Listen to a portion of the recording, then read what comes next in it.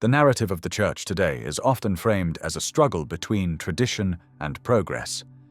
In this deeply polarized climate, those who remain faithful to the Church's long-standing teachings and liturgical practices are often given labels: rigid, old-fashioned, or conservative. These are not simply descriptive terms. They are often meant to be dismissive, as if holding fast to the sacred heritage of the Church is something to be ashamed of, something to be outgrown. In this environment, simply living out the Catholic faith in its fullness, without watering it down or twisting it to fit modern trends, can bring isolation, criticism, and even public humiliation from within one's own spiritual family. And it was in the middle of this very tension that a remarkable moment of grace and courage unfolded. The setting was a Mass, celebrated with palpable reverence and heartfelt participation, not by one, but by three shepherds known for their deep fidelity to the faith. What happened that day was far more than just a beautiful and meticulously prepared liturgy.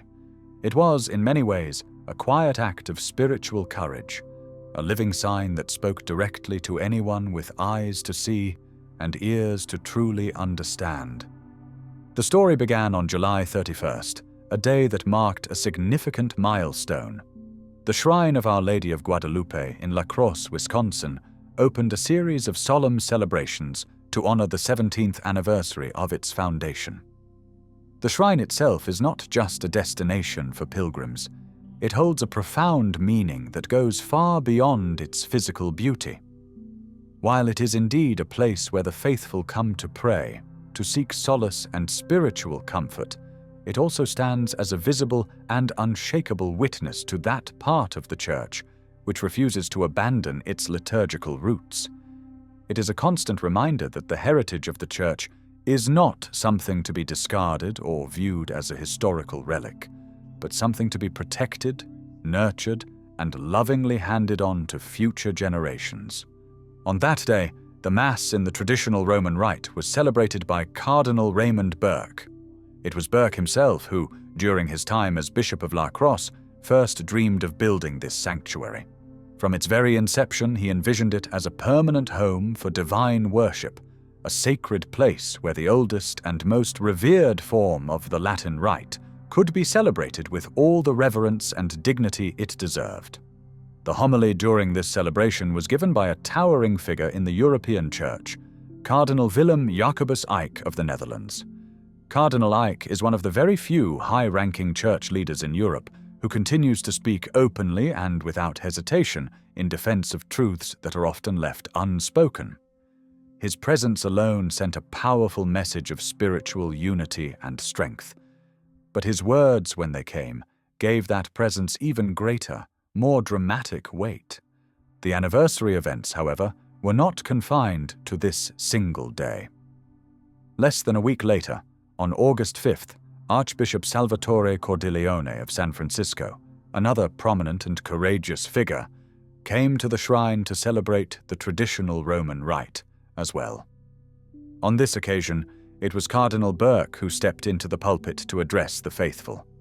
The sight of these three respected leaders, Burke, Eijk, and Cordileone, gathered in one sacred place and united in their devotion to the Church's liturgical tradition, made it clear that this was far more than an isolated gesture.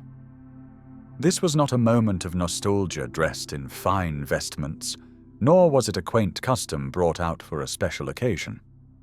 It was a living, breathing testimony to the Church's lex orandi, the timeless law of prayer that shapes and safeguards her lex credendi, the law of her faith.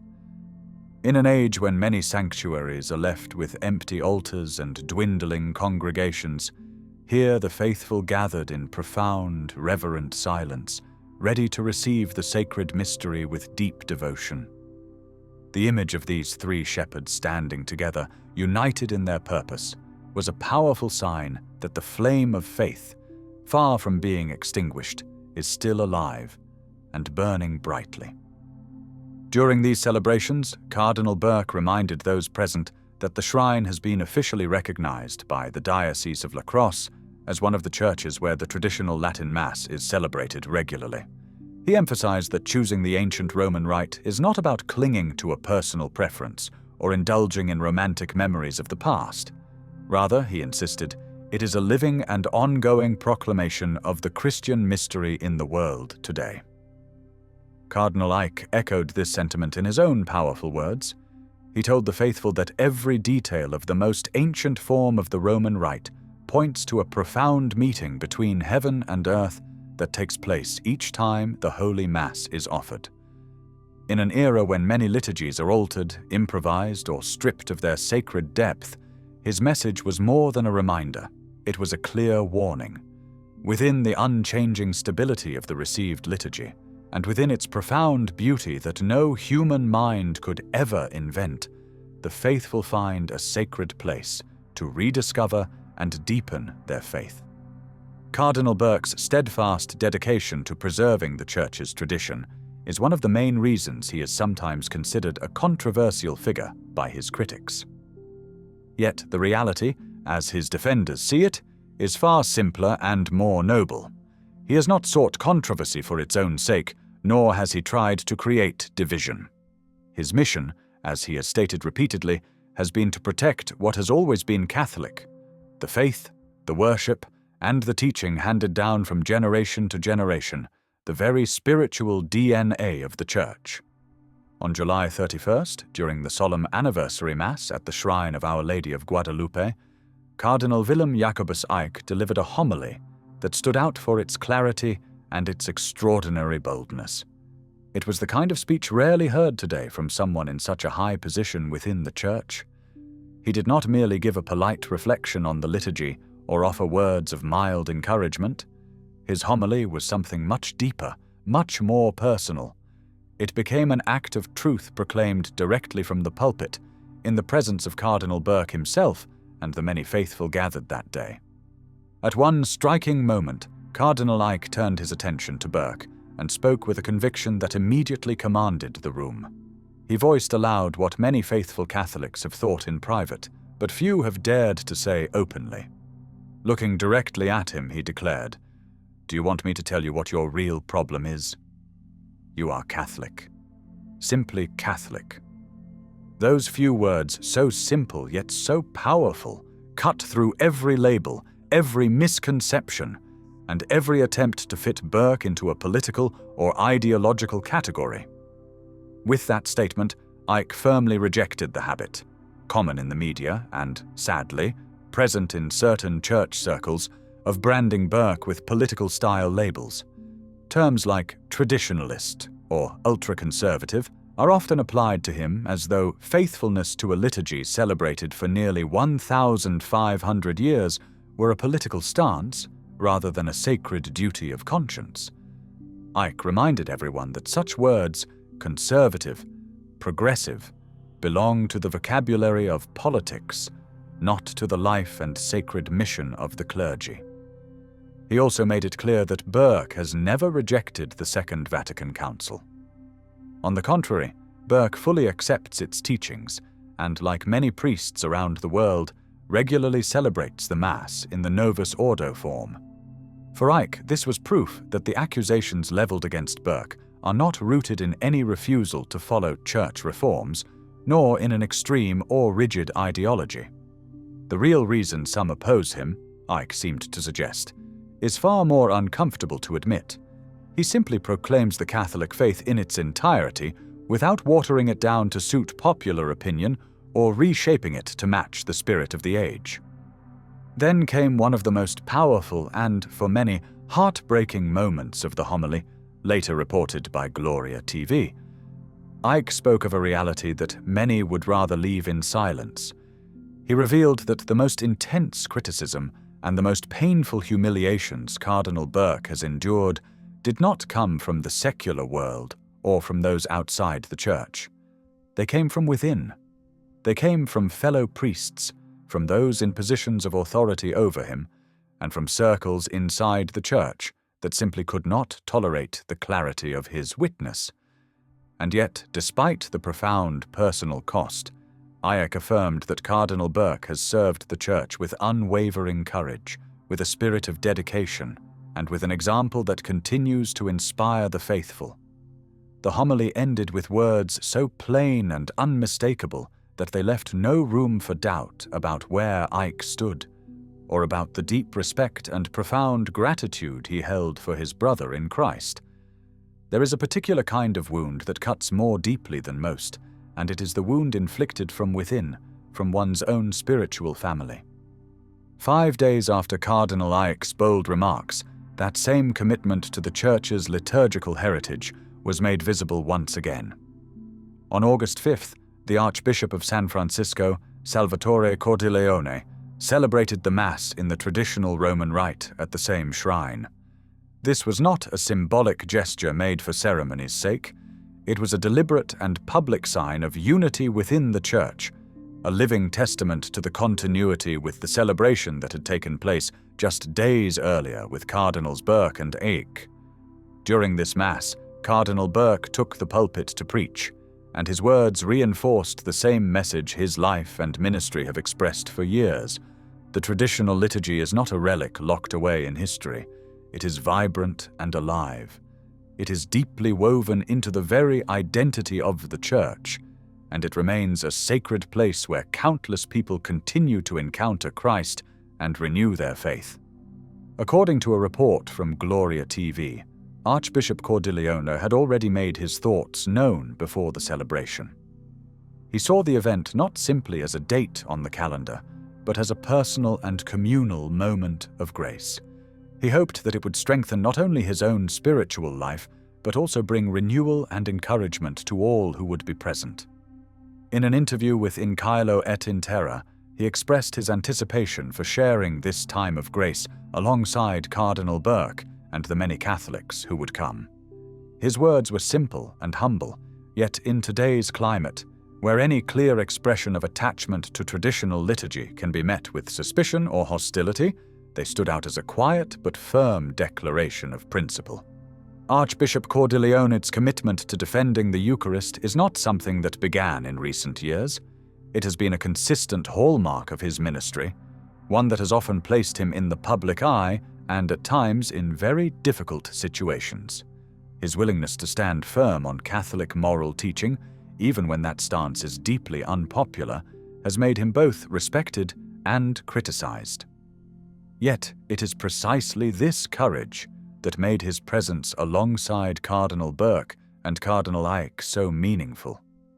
When these three shepherds stood together at the shrine of Our Lady of Guadalupe, they were not simply participating in an anniversary celebration. They were presenting a united front, a living example of what it means to be faithful to the mission of the Church, regardless of the cost. Their unity was not built on personal agendas or political alignments, but on a shared love for the timeless truths of the faith and a determination to protect its most sacred treasures. One of those treasures, and indeed the most central, is the Eucharist itself, the source and summit of the Christian life, as the Second Vatican Council so clearly teaches. In recent years, debates about the Eucharist have intensified, especially concerning how it is received, who may receive it, and how it should be celebrated. For many faithful Catholics, the Eucharist is not merely a symbol or a ritual, it is the real presence of Christ, body, blood, soul, and divinity. And because of that, it must be treated with the utmost reverence. Cardinal Burke has long been one of the most vocal defenders of Eucharistic reverence, insisting on proper catechesis and discipline in how the sacrament is approached. Archbishop Cordileone has also become a leading figure in this defense, particularly in his own archdiocese, where he has emphasized that reception of the Eucharist must be preceded by being in a state of grace and living in accord with the Church's moral teaching. This is not, as some critics have claimed, an act of exclusion. Rather, it is a call to true communion with Christ, which can only be authentic when it is rooted in truth. Cardinal Ike's words during the anniversary Mass fit perfectly into this larger context.